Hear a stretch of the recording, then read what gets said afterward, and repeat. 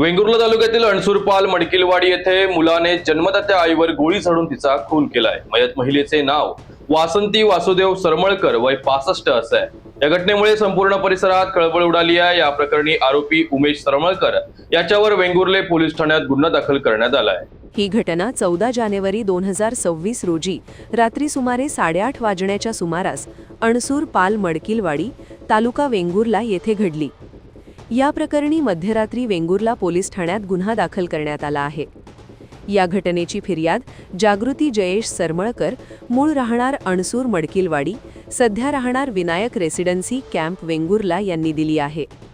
या प्रकरणातील आरोपीचे नाव उमेश वासुदेव सरमळकर, राहणार अणसूर मडकिलवाडी, तालुका वेंगुर्ला असे आहे। सदर आरोपी विरुद्ध BNS कलम 103(3) तसेच शस्त्र अधिनियम 1959 चे कलम 3, 25, 27, 29 आणि महाराष्ट्र पोलीस अधिनियम 1951 चे कलम 37(1), 135 अन्वये गुन्हा दाखल करण्यात आला आहे।